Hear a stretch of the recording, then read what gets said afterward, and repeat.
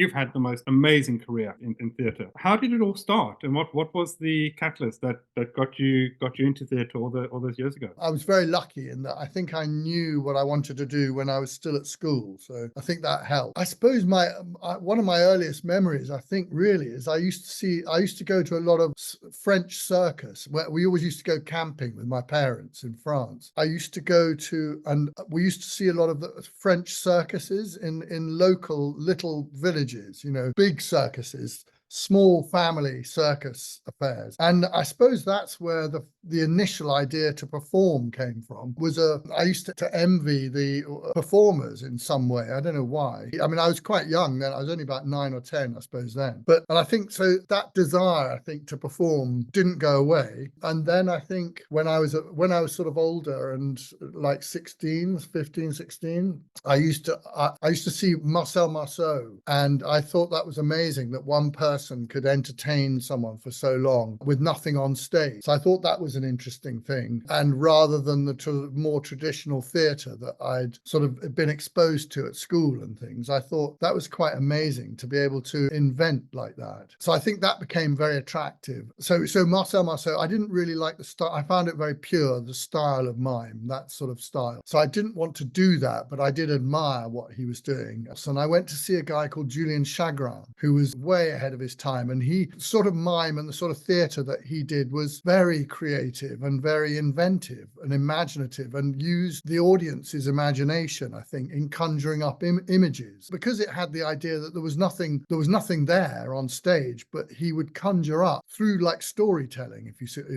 in one way, in one sense, storytelling, a bit like creating an image of a film, so he would create the background of a film with nothing there. So I thought that was incredible. I met him afterwards and I said, well, how did you learn how to do that sort of thing? And he went, well, it's basically fundamentally, it's sort of mime in its basic form. But he said, there's two types of mime. He said, and if you want to say, it was an amazing story, and I've never forgotten this.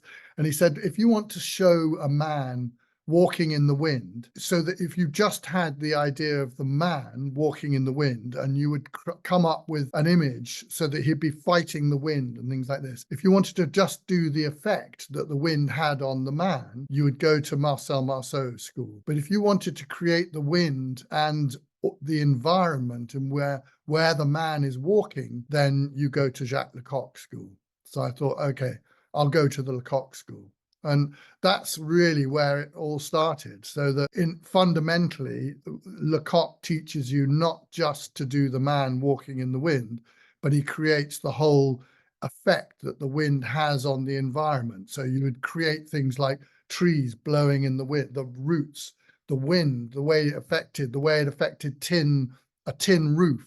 So you start to expand on what would be a very simple idea, and expand on it to create all the images that you can to conjure up this feeling of the wind, so that the audience would interpret not just the simple thing of a man walking, but the total environment and the effect that the wind has on tumbleweeds, on animals and things. So it was basically that. It's that very simple idea that then you can expand. And I suppose that's become the idea fundamentally, I suppose, of sort of movement direction in all the early theatre that I would be doing. Someone would say, well, how can we create a sailing boat, like in Swallows and Amazons, for example? How can you best create for the audience the most vivid imagination-wise of a boat in the water? You think of all the images that conjure up that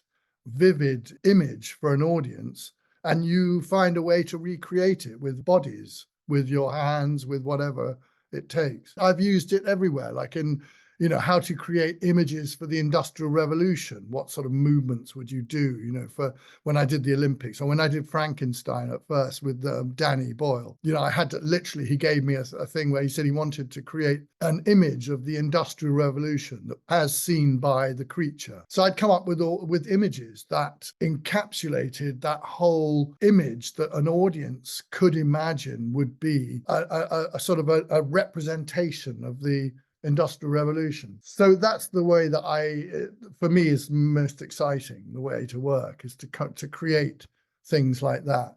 So for some people it's a description, which Mm. is more the spoken word, but for me it's a description through movement. So how did that transition into to Warhorse come about?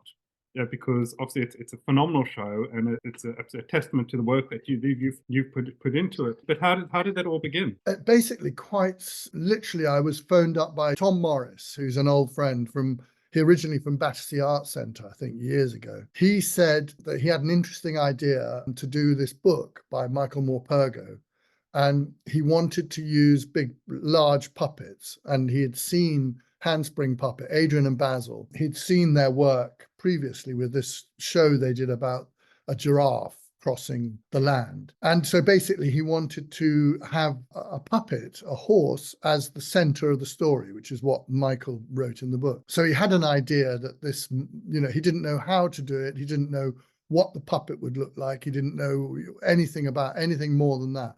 But he literally got a few of us together, me, Adrian, Basil, I think a guy called Mervyn Miller, who's a fantastic puppet director and puppet creator sort of thing.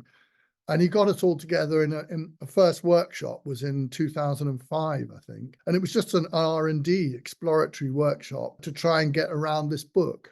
And that's really where it all started.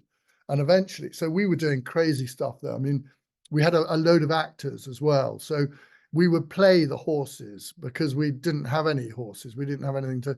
So we would do cardboard cutouts of a horse's head, we'd get cardboard boxes and make very simple shapes of the head and put them on and become horses, or we'd find, we would be the characters of horses to begin with in order to tell the story. So if we wanted to do the story in the stable, with the father, we would do that. We'd have one person would be the horse. And then then it sort of expanded a little bit because we thought, oh, well, the horse would have two people would be involved. And we would have what we called unadorned horse. So we'd have two people playing the horse. So in fact, they had to sort of communicate with each other. The same sort of thing, whether we used the cardboard cutout, we gave those up actually because they kept ripping and stuff.